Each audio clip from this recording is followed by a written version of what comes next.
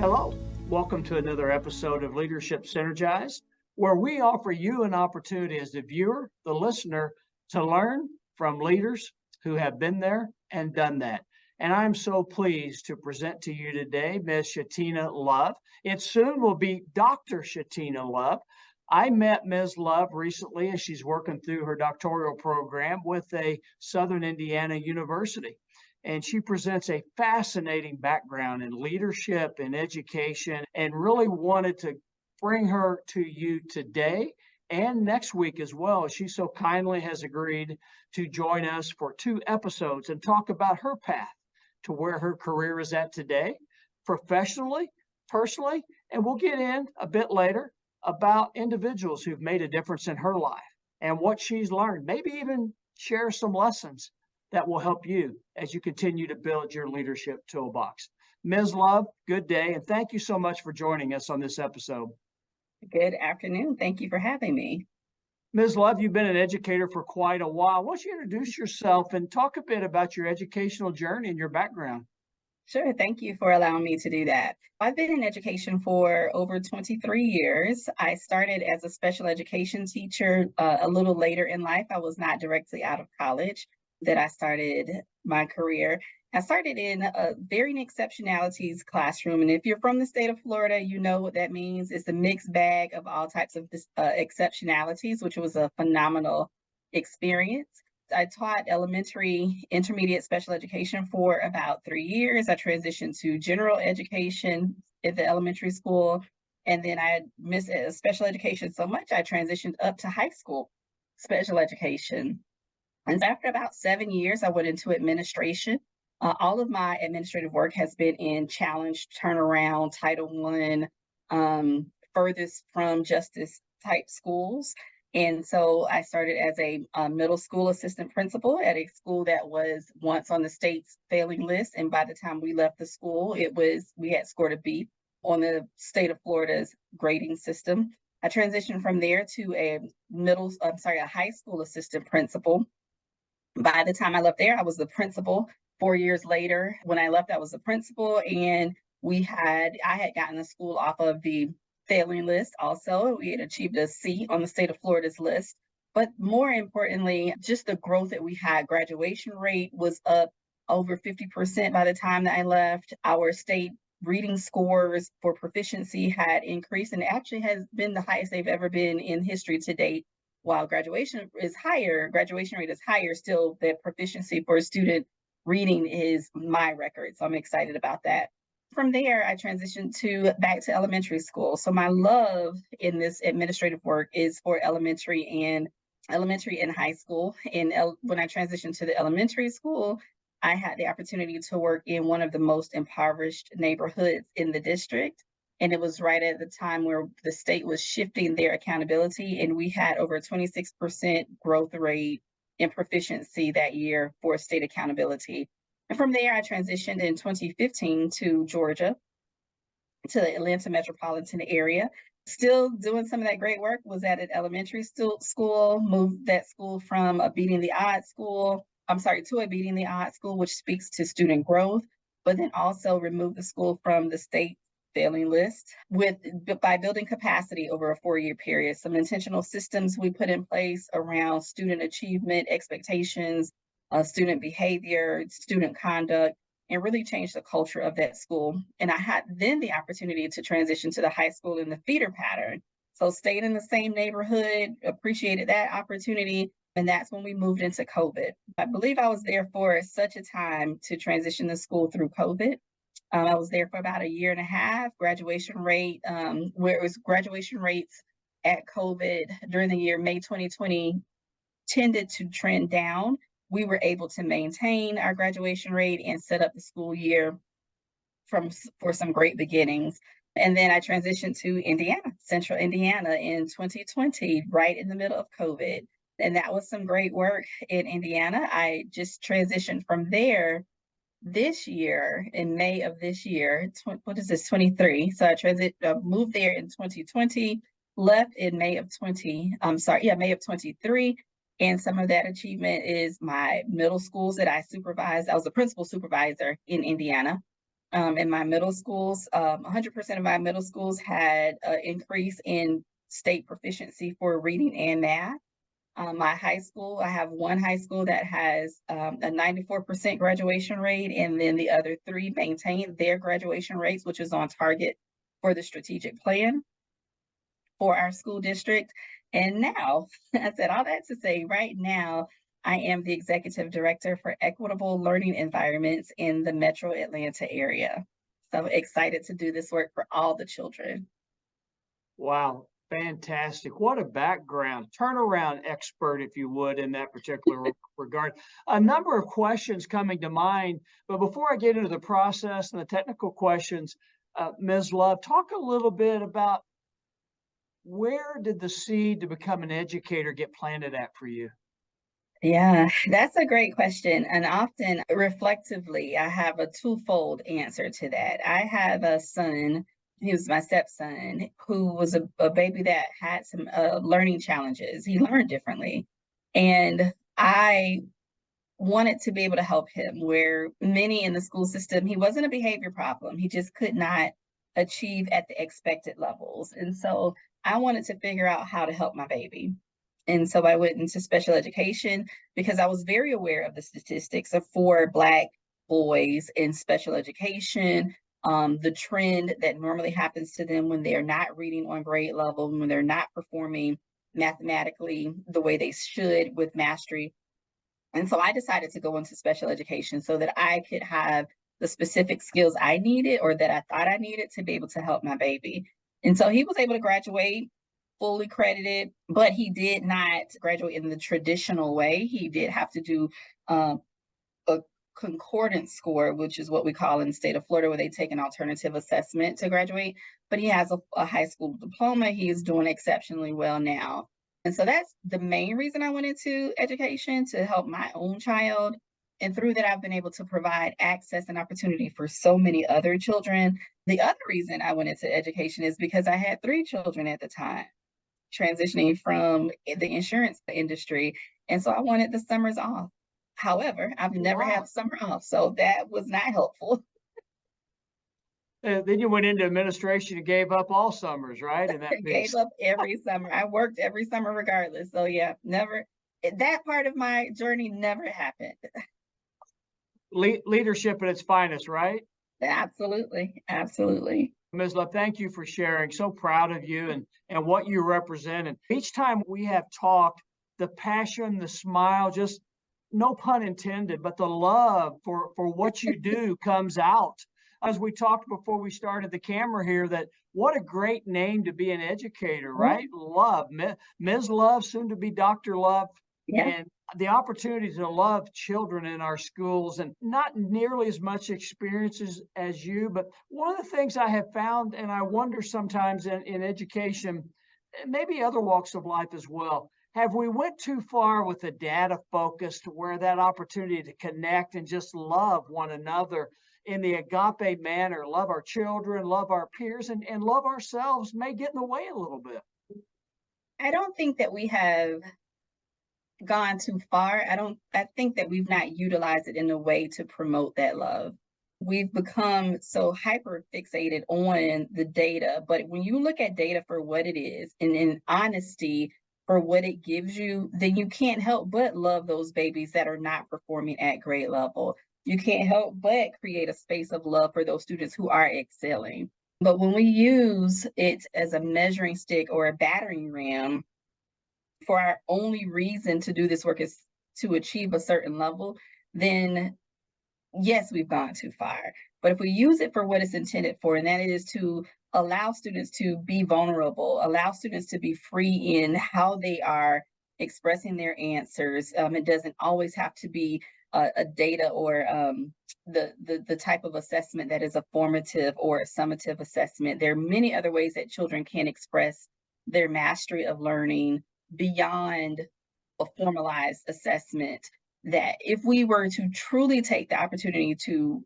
for ourselves, learn and give us ourselves space to explore how we really want students to express mastery, and then receive that data and not use it to make the decision, but to inform the decisions that we make, then we do operate in love because we're giving those students what they need individually based on their level of achievement.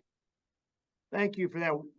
I have not heard it explained as well as I just did, Ms. Love. So thank you for that. And what I took away was that your experience says maybe we lead too much with the data when we should lead more in connecting with the child, connecting with the educator, and then allow the data to blend in where the point of entry, if you will, or the point of opportunity to really have that impact can truly make a difference. Yeah, I think, and having always been in turnaround challenge schools, that has been the main focus, the main driver. But I did not turn the channel or turn the corner of true transformation until I stepped back and I said to my staff, we're going to learn this work. We're going to learn our students. We're going to lean on each other and build communities of practice within ourselves that can focus on our individual babies, our holistic school. It wasn't until I started to think that way beyond just getting to a certain level, a certain number of students to be able to achieve that. Once I stopped, built capacity within the school itself, and within the leaders, the teachers are the leaders of that work. And so empowering them to do the work, those leaders, that's when we turn the corner to true transformation holistically.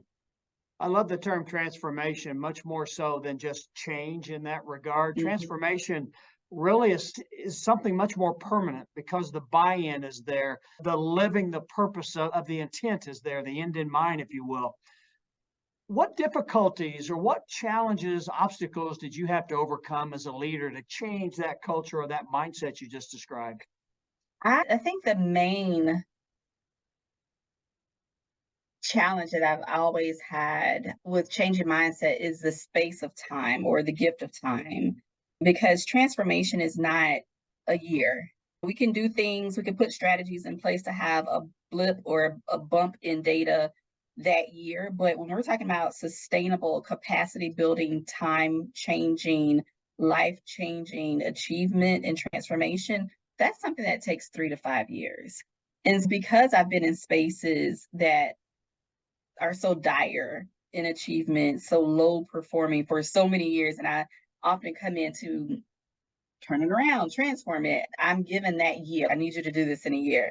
And I often tell my supervisors, I told them previously, I will get you, I will make this promise. We will maintain or we will have a very low increase the first year. That's what I can give you. Beyond that, though, we will have incremental growth because it'll give me the space and time to really evaluate the curriculum resources that we're using. It will give me the time to build relationships and really evaluate who those staff members are that want to be in the space, that have a high expectation and a love for the children. And it'll also give me opportunity and time to change the students' perception and the parents' perception of the school that I have had the opportunities to lead. My biggest challenge has always been time. And I would assume, in listening to your response, Ms. Love, and again, very well stated, part of that time aspect and the availability really is building that opportunity for patience of those who may be so eager to get to the final score, so to speak, or to get that final result, and just managing and controlling the expectations step by step and the patience of others around you. Absolutely.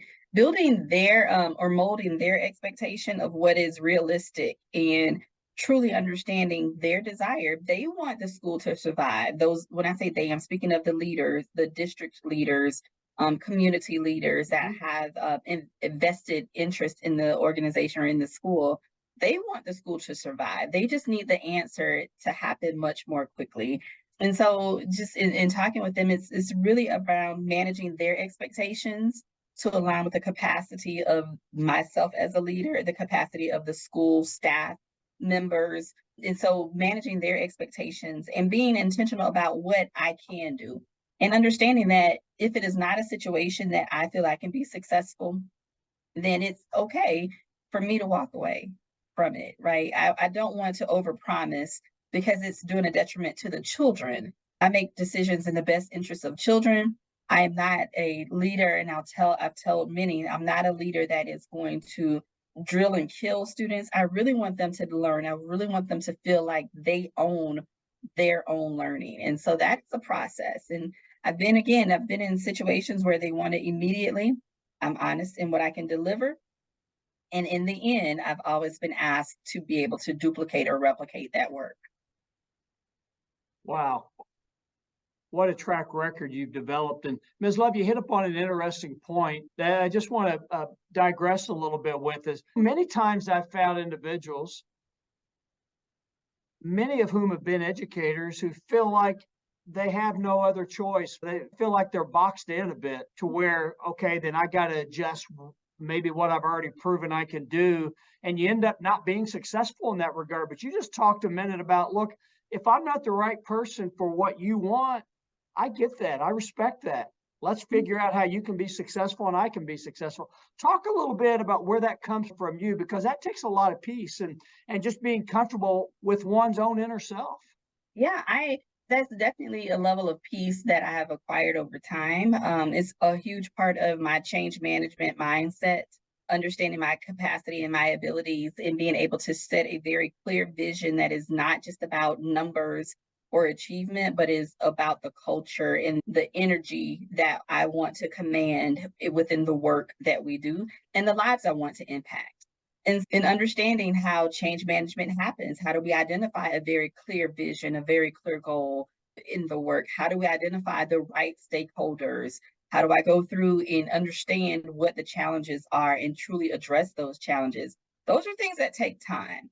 I'm not a musician, a magician in any way. And education is not about the magic fix. It is about really taking the time to understand and invest in the human lives that we are responsible for as leaders. And then achieving those goals and celebrating, right? Again, being able to identify what those challenges are, the celebrations, the duplication of the process, and being able to continue to come back and make the revisions as necessary. And all of that is a process. It is not an overnight or a 1 year opportunity.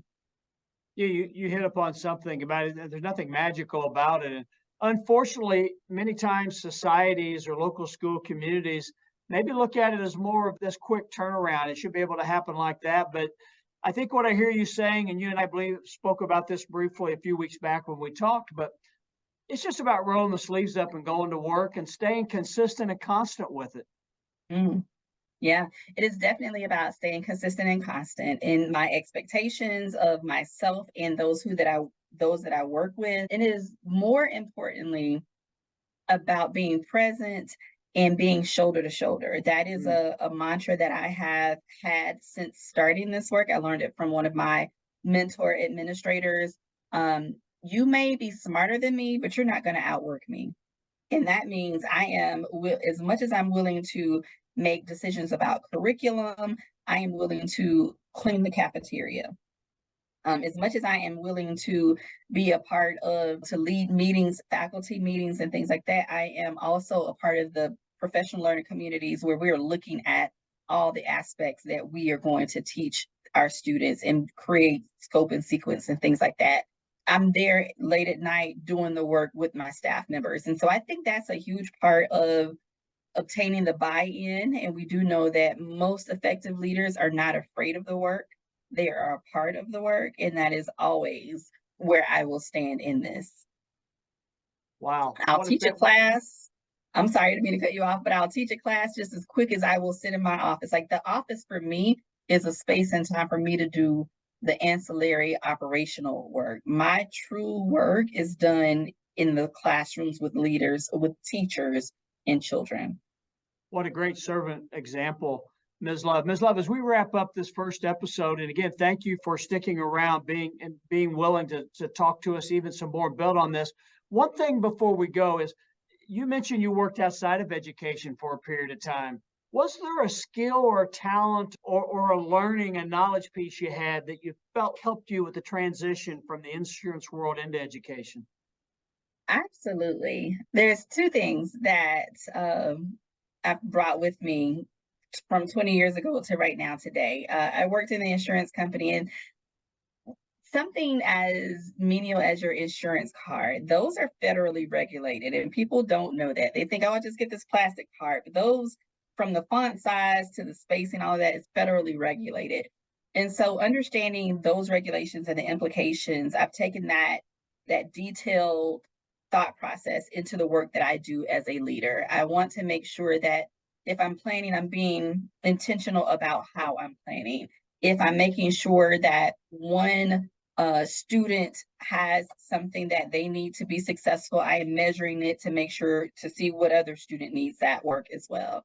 And so that is something that I brought forward, just the intentionality and consistency in the work that was required in the insurance company for what I did. The other thing is, coming from corporate America, there was a space and time where it may even still be today. I haven't been there in 20 years, but there was an example that was given by a leader, a division leader. He took a bucket of water and he put his fist through the water, and he said, "The splash out is how much you impact this company and how much I'm concerned about you leaving." And I just remember how that made me feel as an employee. I thought I was valued, and so I take that opportunity and that to say, I'm more concerned about the people that are in the bucket, but I'm also worried about the people that splash out. And so I look at everyone that's involved in this work. The splash out may be our students that are furthest from justice. It may be our students with disablements. It may be our staff members that have family issues and they're not fully able to engage. But just as much as I'm worried about the remaining bucket of people, I'm also equally worried about those that had the opportunity or had to splash out, and what can I do to help them become back a part of the work. Wow, outstanding. Thank you, Ms. Love. Great examples. And for this Leadership Synergized, it is all about, as you note, the still aspect. Still is a motto, a rhythm of life, a rhythm of leadership, and the pace. And I think you represent that example very well. And I look forward to getting into more about that in the next episode. So thank you for being here. Thank you. I appreciate it. I look forward to engaging with you. Thank you again. And I hope you really have picked up something. Here's an individual who has a track record of success, turnaround of educational schools, but even more than that, cultural development that comes from the development of each child, each educator. We're going to talk more about people who've impacted her and discuss more about the rhythm of life. Maybe she's made a mistake or two leadership-wise she'll share with us, but then you can pick up something from that and take it to build your toolbox for greater success. Thank you for joining us. We appreciate you. We love you as children of God. God bless. God bless.